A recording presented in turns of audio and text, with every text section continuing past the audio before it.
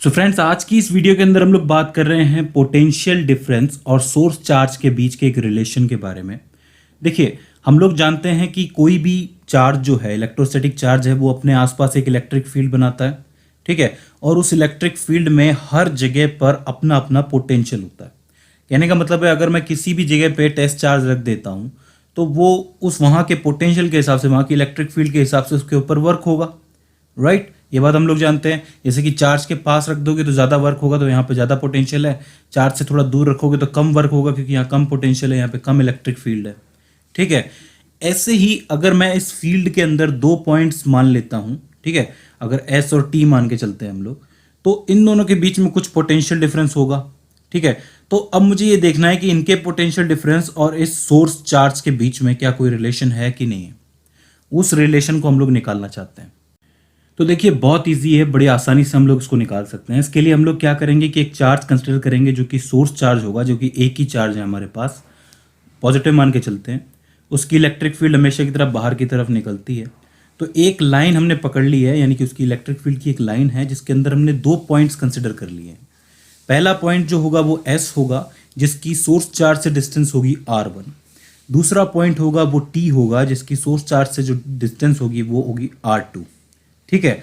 अब हमें मालूम है कि इन दोनों जगहों पर, इस एस पर और इस टी पर, दोनों जगहों पर इलेक्ट्रिक फील्ड की वैल्यू अलग अलग होगी। एस पर इलेक्ट्रिक फील्ड की वैल्यू ज़्यादा होगी क्योंकि ये पॉइंट के ज़्यादा पास है, और ये जो टी है इस पर थोड़ी सी कम होगी क्योंकि ये पॉइंट से थोड़ा सा दूर है।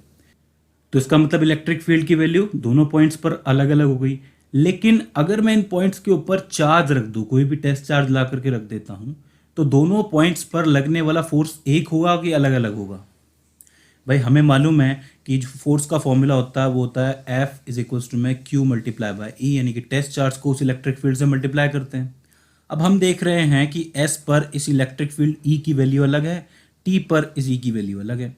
तो ऑब्वियस सी बात है कि दोनों पॉइंट्स पर लगने वाला ये जो फोर्स होगा एफ इज इक्वल्स टू में क्यू ई, ये भी अलग अलग होगा। राइट। तो हम लोगों को अगर इन दोनों पॉइंट्स के बीच का पोटेंशियल डिफरेंस निकालना है तो हम directly work is equals to में फोर्स मल्टीप्लाई बाय डिस्प्लेसमेंट नहीं लगा सकते। क्यों? क्योंकि फोर्स हर जगह पे चेंज हो रहा है। ठीक है। ये फॉर्मूला तभी हम लगा पाएंगे, वर्क इज इक्वल्स टू में फोर्स मल्टीप्लाई बाय डिस्प्लेसमेंट, जब ये जो फोर्स होगा वो कांस्टेंट हो, एक जैसा हो। लेकिन हम देख रहे हैं कि ई के चेंज होने की वजह से फोर्स भी चेंज हो रहा है। तो हम लोग क्या करें फिर?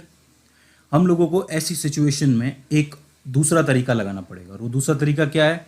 हम लोग एक बहुत छोटा सा हिस्सा मानेंगे। देखिए कैसे मानते हैं।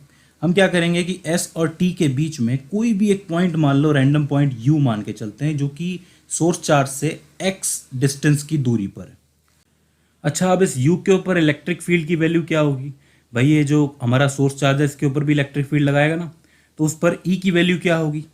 उसकी वैल्यू होगी 1/4πε0 क्यू अपॉन में एक्स स्क्वायर, क्योंकि ये एक्स डिस्टेंस की दूरी पर है। ठीक है, इतनी सी बात हमें समझ में आती है।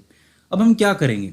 हम इस u से इस जो हमारा सोर्स चार्ज है इसकी तरफ एक छोटा सा डिस्टेंस तय करेंगे, जिसको हम लोग नाम देंगे dx। समझ रहे हैं? इतना छोटा होगा ये डिस्टेंस कि ये जो dx है ये बिल्कुल जीरो के बराबर होगा। और जब इतना छोटा डिस्टेंस है तो इसका मतलब कि यहां पर फोर्स की वैल्यू चेंज होगी कि नहीं? नहीं होगी। भाई, ये इतना छोटा डिस्टेंस है कि यहां पर भी फोर्स की वैल्यू उतनी ही रहेगी और यहां पर भी फोर्स की वैल्यू उतनी ही रहेगी। अब अगर मैं चाहूं कि मैं इस छोटे से हिस्से के लिए वर्क डन की वैल्यू पता करूं, तो मैं वर्क इज इक्वल्स टू मैं फोर्स मल्टीप्लाई बाय डिस्प्लेसमेंट का फॉर्मूला लगा सकता हूं। बिल्कुल लगा सकता हूं, क्योंकि इन दोनों के बीच में इस फोर्स की वैल्यू और इस डिस्प्लेसमेंट की वैल्यू कांस्टेंट है। भाई, पहले क्या हो रहा था? एस और टी के बीच में हम लोग सीधे सीधे फॉर्मूला नहीं लगा सकते, क्योंकि एस पर फोर्स अलग लग रहा है क्योंकि वहाँ पे इलेक्ट्रिक फील्ड की वैल्यू ज़्यादा है, टी पर अलग लग रहा है क्योंकि वहाँ पे इलेक्ट्रिक फील्ड की वैल्यू कम है। ठीक है, इसलिए दोनों पे फोर्स भी अलग अलग है। लेकिन इस छोटे से हिस्से के लिए फोर्स चेंज नहीं हो रहा है और डिस्प्लेसमेंट भी चेंज नहीं हो रहा है, तो मैं डायरेक्टली ये फॉर्मूला लगा सकता हूँ। ठीक है। तो अब मैं चाहता हूँ कि मैं यहाँ पर फोर्स पता करूँ कि यहाँ पर अगर मैं टेस्ट चार्ज क्यू रखता हूँ तो उस पर फोर्स कितना लगेगा। तो फोर्स इज इक्वल्स टू में ई मल्टीप्लाई बाय क्यू होता है। ठीक है। अब चूंकि ये डॉट वेक्टर के अंदर है तो मैं इसको cos थीटा में लिख सकता हूँ। तो यहाँ पर मैं लिखूंगा क्यू ई कॉस 180 डिग्री। अब cos 180 डिग्री क्यों लिखा है मैंने? चूंकि इनके बीच में ये डॉट प्रोडक्ट है, इसलिए cos थीटा तो आएगा ही आएगा। 180 डिग्री इसलिए आया क्योंकि मैं इस छोटे से टेस्ट चार्ज को इस सोर्स चार्ज की तरफ वर्क करके लेके जा रहा हूँ, ठीक है। इसकी डायरेक्शन ये है, और इलेक्ट्रिक फील्ड की जो डायरेक्शन है, जो इसमें से इलेक्ट्रिक फील्ड बाहर निकल रही है, उसकी डायरेक्शन ये है, यानी कि दोनों की डायरेक्शन बिल्कुल अपोजिट है, 180 डिग्री के एंगल में है, इसलिए मैंने 180 डिग्री लिखा है, ठीक है। अब मुझे पता है कि cos 180 डिग्री की वैल्यू कितनी होती है, -1 होती है, तो इसको एक बार -1 से मल्टीप्लाई कर सकते हैं, तो एफ इजिकल्स टू में माइनस का क्यू मल्टीप्लाई बाय ई, ठीक है। अब इलेक्ट्रिक फील्ड की वैल्यू क्या है इस पॉइंट पर, भाई इलेक्ट्रिक फील्ड की वैल्यू अभी अपन ने ऊपर निकाली थी यू के लिए, 1/4πε0 क्यू अपॉन में एक्स स्क्वायर, ठीक है, रख सकते हैं, और मल्टीप्लाई बाय ये क्यू, यानी कि एफ इजिकल्स टू में 1/4πε0 क्यू अपॉन में एक्स स्क्वायर, यही होता है कूलम का फोर्स, मालूम है। चलो इतना तो पता चल गया कि ये फोर्स इतना लग रहा है इसके ऊपर, और डिस्प्लेसमेंट इसका dx सब लोग करवा ही रहे हैं, तो इस फोर्स की वैल्यू को इस फॉर्मूला के अंदर पुट कर देते हैं वर्क वाले में। तो हम लोग लिखेंगे the work done for displacement dx is dw is equals to में, मतलब ये वर्क भी बहुत छोटा सा ही करना पड़ेगा हमें, छोटा सा डिस्प्लेसमेंट कर रहे हैं तो dw इज इक्वल्स टू में 1/4πε0 क्यू अपॉन में x square multiply by dx, ठीक है। चूंकि ये पूरा माइनस में होगा क्योंकि -1 से हमने इसको मल्टीप्लाई किया है, तो ये जो वर्क है, ये छोटा सा वर्क इस छोटे से हिस्से के लिए है, u से हम लोग dx थोड़ा सा इस तरफ गए ना, तो इस छोटे से हिस्से के लिए वर्क डन ये है।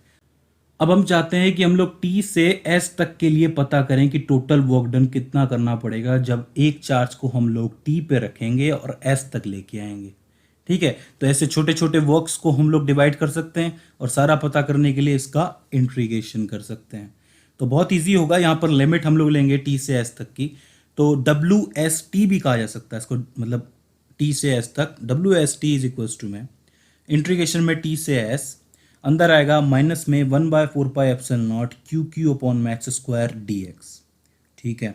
यहाँ पर 1/4πε0 और यहाँ पे कैपिटल Q और स्मॉल q रहेगा कांस्टेंट, तो ये बाहर आ जाएगा, यानी कि माइनस का 1/4πε0 क्यू अंदर रह जाएगा इंटीग्रेशन के dx अपॉन में एक्स स्क्वायर, लिमिट t से s दे ही रखी है हमें। अब क्या करना है, अब करना है इसका इंटीग्रेशन हमको, और इंटीग्रेशन करने के लिए पहले इस एक्स स्क्वायर को हम लोग ऊपर ले आते हैं, यानी कि x की पावर -2 भी लिख सकते हैं इसको। अब देखिए x की पावर -2 है, यानी कि x की पावर n है, तो उसका अगर हमें इंटीग्रेशन करना है तो उसका फॉर्मूला क्या होता है, x की पावर n का अगर इंटीग्रेशन करना हो तो x की पावर n+1 डिवाइड में n+1 करना होता है।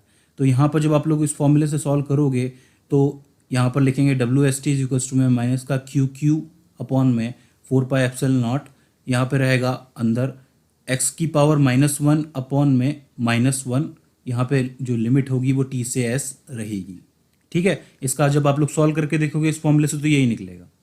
तो अब क्या होगा कि ये बाहर वाला माइनस और ये अंदर वाला माइनस, ये दोनों तो मल्टीप्लाई होकर के प्लस हो जाएंगे, तो हम लोग लिख सकते हैं WST इज इक्वल्स टू में क्यू अपॉन में 4πε0, अंदर आएगा 1 अपॉन में x, ये x की पावर -1 है ना, तो ये नीचे आ जाएगी, तो 1 अपॉन में x और लिमिट होगी t से s, तो t से s की जो आप लिमिट रख सकते हैं, यानी कि WST इज इक्वल्स टू में क्यू अपॉन में 4πε0, अंदर रहेगा 1 अपॉन में s माइनस 1 अपॉन में t।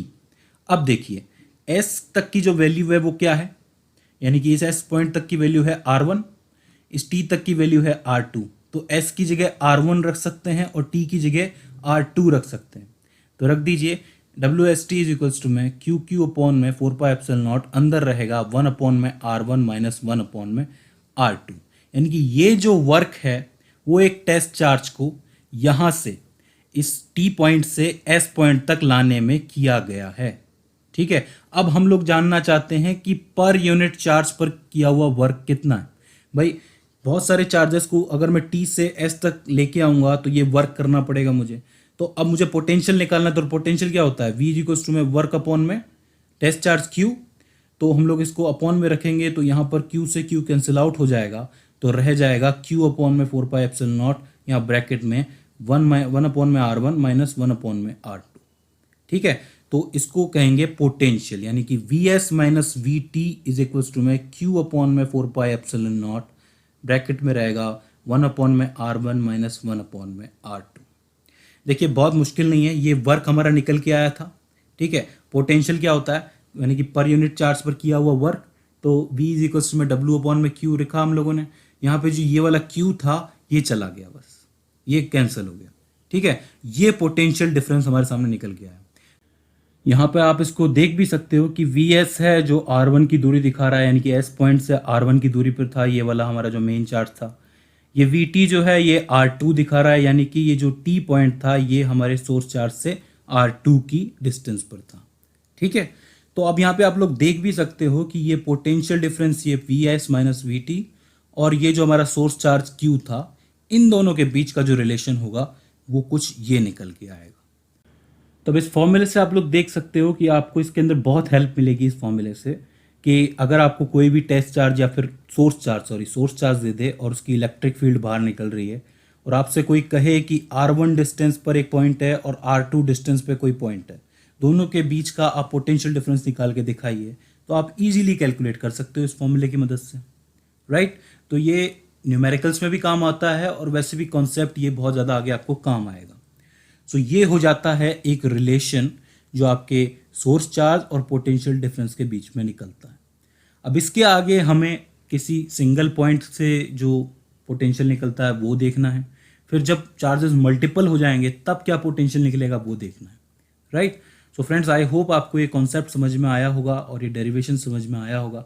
इसके बाद भी इस डेरिवेशन के अंदर आपको कोई सवाल आ रहा है, कोई क्वेरी आ रही है, कोई दिक्कत आ रही है या फिर हमसे कोई गलती हो जाती है, तो आप कमेंट सेक्शन के ज़रिए बता सकते हैं। सो फ्रेंड्स, आज की इस वीडियो के अंदर बस इतना ही। सी यू इन द नेक्स्ट।